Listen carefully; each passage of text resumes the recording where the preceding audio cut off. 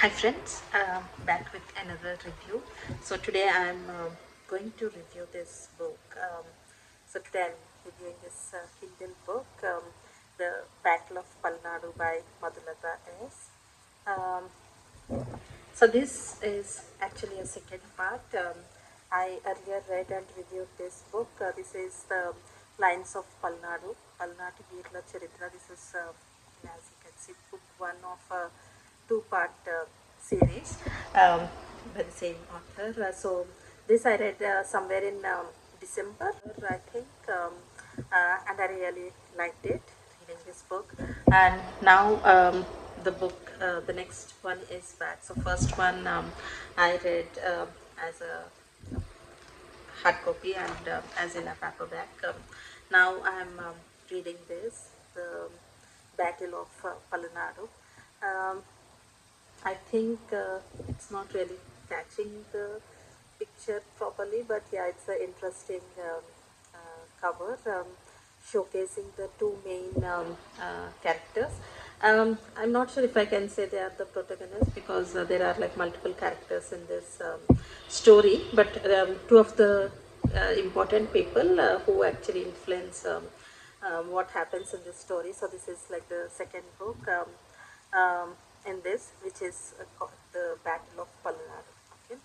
Um, so quickly going into the story. So this the second part. It actually starts from where the first part ended. So if you have read the first part. The story ends where Balchandra he comes across his parents Brahmanaidu and Lalitamba, and he proclaims that so he comes across them in a forest area sort of, and he says that he is Brahmanaidu's son, while for I think almost 2 decades Brahmanaidu and his wife are living under the impression that they lost their son, who is an infant. Like when the kid was like days old, he is like he goes missing from his mother one night. So they think if it's like either someone enemies or someone who is not in favor of Brahmanide or who didn't like him, they may have abducted the infant, and they may have killed, or so they the parents are not sure of what happened to the son. But then suddenly, after like almost 20 years, they come across this handsome and young guy who actually saves them in the forest from bandits. And then he tells them that he sort of introduces himself as Brahmanaidu's son, and that's what where the second book starts. The initial chapters or at least like one-fourth of the book, it is actually about Balachandra's story, which is something I didn't really expect. I thought, after reading the first part, I thought second part or second book will be around what happens to the kings of Gurjala and Macharla, and why this battle will happen and all of that. But then very interesting part is the initial chapters are all about Balachandra, his backstory, the prophecy that is made at his birth, and then how come he goes missing suddenly as infant, days old child. What happens to him? Who abducted him, kidnapped him, or did they want to kill him? Are they, the enemies of his father? Because this kid, if you have read, in the first part also it's mentioned in the second part as well, that Brahmanaidu and his wife have this kid after like waiting for many years, praying for his a child, and finally when they have a child, they're like really in a very happy mood. But then the happiness doesn't it doesn't stay that way for many days, because the child goes missing. So the initial chapters are about how this happened, how this kid got just went missing from his family, from his while he was sleeping around with his mother. And then what exactly is the prophecy of Balachandra? What is his destiny? What is he meant to do? What was his role in this overall this Battle of Palanadu? And then What is Balachandra's destiny? What is his role in this overall Battle of Palanadu? It's very interesting because the reader wouldn't know anything about him other than just as um, just very less than a minute's coverage in the first part. So it's very interesting how the story revolves around him, and there is also a reason for that. Majority of whatever is this battle, it's because of the kings sort of fighting for their rightful claim on the land of Palnadu. But it's also interesting how Balachandra actually influences those decisions, or how the destiny plays a role in sort of bringing him, giving him a major role in this overall battle. I think that is like the most important or interesting thing. So when this second book started, it's like a little slow in the beginning, where the author tries to sort of tell Balachandra's backstory, and also like how he is as a youth, his marriage, and then later on he gets attracted to a courtesan called Sabai, and what happens, like he's going back and forth in his life. So you wouldn't expect at that point that Balachandra will turn into that sort of warrior, or the sort of role he will play in the overall battle. Then his marrying his wife, okay, and then the sort of relationship both of them share, and it's also like there are a lot of ups and downs, like it's not really like a happy ending, or a happy relationship that they have, which is very interesting. You'll also recall, like from the first part, about Princess Perin, like she is the daughter, right, princess who got married to Alaraju, and in the last book, at the end they got separated. So what really happens to her, and then to her husband, and what about their relationship? They just got separated immediately, within a few days of their marriage.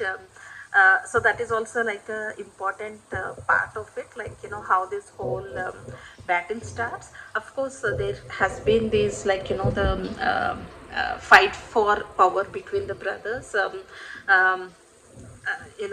Malideva, and then now we also see his younger brothers, and then Nalagama, King Nalagama, what he thinks, and then his brother. So there are all those who are actually driving this whole story are Brahmanaidu and Nagama Devi. Brahmanaidu on one side of the brothers, and Nagama Devi on the other side. So Bill's has more coverage than his father, but Nagama Devi, she is like in her element. She is like just that ruthless strategist who is always thinking for something or the other. There is like someone does something, she just goes a step ahead, and she just draws her own plan, and obviously all her plans are evil if you look at it in a very neutral way. But when you look at it from her side, obviously she is looking for revenge. She is always looking for trying to make sure whatever she is proposing, that is accepted, that is and obviously a one upmanship over Brahmanaidu. That is what Nagama Devi is always trying for. And anyone who read the first part, or even who just read the name of the title, or the blurb, would know that the second part is all about the battle. But there is battle is only in the last maybe 1/4 part. There is a lot more that happens, as I told you, Balachandra's backstory, and then his relationship with his wife, then the princess and her husband's story, then Nagama's the lot of things that she tries, right? And then we are also told about another backstory of Brahmanaidu himself, his childhood, about his father and his brother, and which is like again something that I didn't expect in this part, which is a very interesting. It gives an interesting turn, a twist to this whole story, right? Like what really led to this. Like, battle doesn't just happen overnight, right?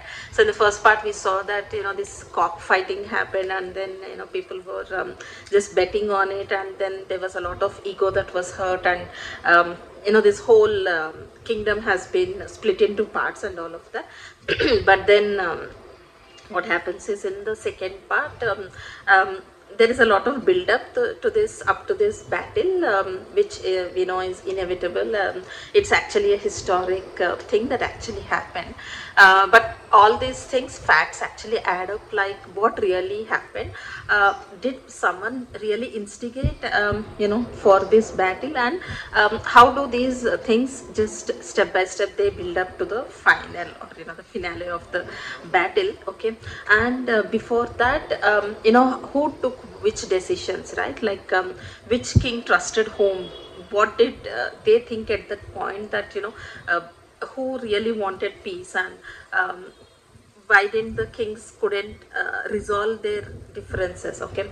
And that is a very interesting part, that it happened earlier, especially when there were these kingdoms and kings, that there is someone who will be sent as an envoy, and then someone brings something, they'll just say a spy has come with this information, or an envoy has come with this information. Maybe it's a peace treaty, maybe it's some rumors, it could be some insider information. But it's also an interesting take on how the rulers, these kings, very powerful kings, they were just swayed by whatever some minister told, or some spy gave them some information, or someone said something.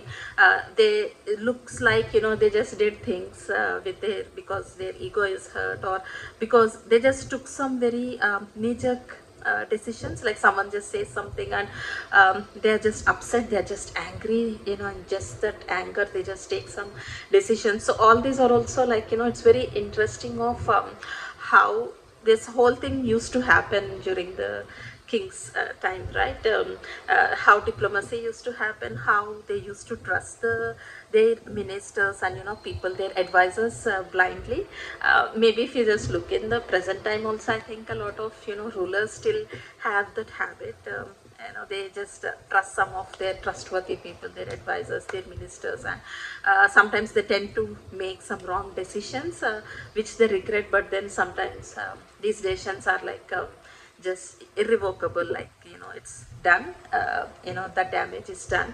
So like that, here also there are like multiple people who cause it, but then at some level you just think it's like Balachandra is one of the major driving forces, okay, for whether he did it for good or bad, or he was just a young man, just out of whatever decisions he took on the fly, or maybe that is his destiny, that he is the one who was driving this whole thing. Okay, to some extent, that is how it looks like. So this is the story in a nutshell, and at the end there is something I really like, that the Kalyani Chalukyas, I think there is a small brief thing that is given at the end by the author about Prataparudra. Okay, so he is not related to any of them. This is like a new character, one more neighboring king, and that looks like the author is actually hinting at a next part, and that's really interesting, that it stops that maybe this guy is the one who will drive the next story, next part of the story. Hopefully, I'm hoping that's what the author meant when the last line says that how the throne is Prataparudra takes it, or what is going on in his mind. So yeah, I'm hoping that author has something else in mind, and is going to develop a story, or else it's just an interesting thing to leave the reader with. But I genuinely hope there is another part, another series after this. I think there is a good scope for that. Now coming to the review, or what I thought about it. Obviously, this book is like a little longer. The second part is a bit longer than the first part. The first part felt a lot more concise, or maybe there were like too many characters and too many events that have been covered in the first part. When it came to the second part, I thought some places they were a bit dragging, especially in the middle place. Okay, the middle parts were a bit dragging. I thought maybe it could have been a little edited more crispy way. Especially with Nalagama and Nagama Devi conversations, or even Balachandra's earlier story.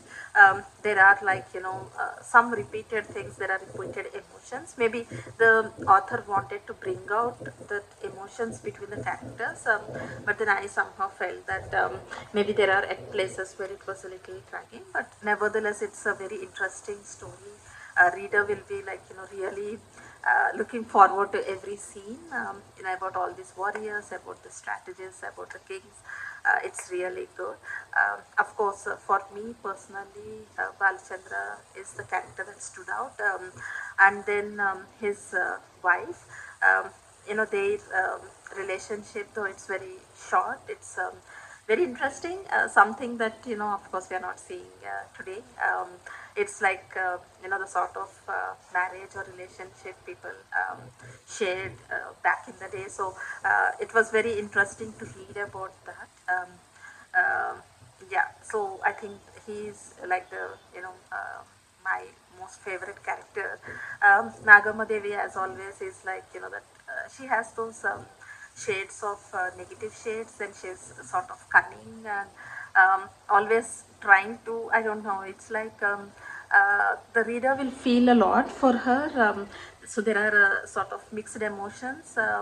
Like there are times when you feel bad for her, but then you really can't sympathize with her, or with whatever are her decisions or her actions. So overall, it's like one character with so many mixed shades, from the beginning to the end is what we see in Nagama. There are a lot of other kings and all of them, but they are not. I don't think they stood that much out, like when compared to these main characters. Even Brahmanaidu, as I said earlier, maybe in this part he doesn't have that much of. He doesn't stand out as much as he did in the first part. In the first part, it was like his show through and through. Here, it's not that much. Of course, he is like the most important character.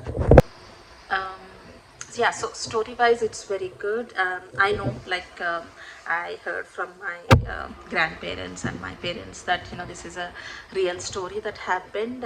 So though there is that intrigue of what will happen next and all of that, there are places where I personally felt regret, or I personally felt that if only this didn't happen, if only it didn't go to this battle, if only, because a battle is like obviously will result in a lot of bloodshed, and then a lot of people losing their lives, especially people you think are just such great warriors and such great kings, just such great rulers, but then see, it's not just only the enemies, or people who are evil, or people who you don't like in the story. They are not the only ones who are going to lose life in the war.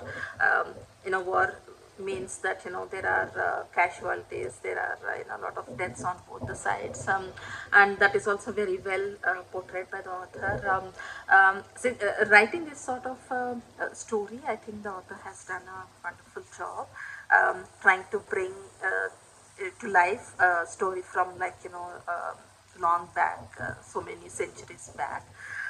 So it's all very good, but somewhere personally, if you're just too much engrossed in the story, somewhere I felt like I was just wishing. I mean, of course, from the first part, you always know that this battle is inevitable, but then somewhere I was just wishing, okay, something will happen. There will be a peace, and this will not happen. Hope this didn't happen, but then yeah. The reader will be so much involved into this while reading that you'll just feel all the emotions of all these characters, and then you'll wish that maybe this didn't happen. So I think the author succeeds that way. Um, the only one major complaint I have on the book is that, which I thought could have been better, and maybe it would have added a lot more value to the overall book, is whatever is there in the past, the what happened in book one, it's nowhere summarized in the second book. So unless you have read the first book, you wouldn't know what happened, who are all these characters, what is each of their relationship, or what is their context, what is their rapport with each of them. So that you wouldn't know, there is no way to know. So that makes it like the first book is mandatory for you to sort of read this or enjoy it, right? For you to know the full context of what really happened. Okay, so maybe the author should have put some sort of so yeah, I just wish there was either a recap, or maybe while just narrating the story, somewhere the author has just indirectly done a recap, or just mentioned about some of the major events that happened in the first part. Either ways, it would have helped, because there are always readers who only want to pick up like only one book, right? I mean, of course, there will be people who will read all the books in a series, but there will always be people who want to read only like the first part, or they want to only read the second part standalone. So if there is someone who is now picking up this book new, I think there should be a way for them to understand like at least some part of it, what happened in the first part, so that once they read this and they are interested in it, they always go back to reading the earlier part, right? Or someone reads the first part and they'll be intrigued to know what happened later, so they'll read the second part. Okay, so that's only my major complaint. Otherwise, overall this is like a really really good series, both the books, since it's like a actual story that happened, which people also call the Mahabharata of Andhra. So it is a real life story, and I would really hope that a lot more people will actually read this, to know a lot of history that happened, what happened centuries back, and to really know about how, as I told earlier, how these kings worked, and their advisors, their ministers, and just same brothers, siblings from the same father, or step brothers, how they really fought for the kingdom, or for their ego, or whatever. So it's a really good book. Do pick it up, and if you have read the first part, definitely you are going to love this part. um, yeah, I hope you enjoy reading this. Thank you. Bye.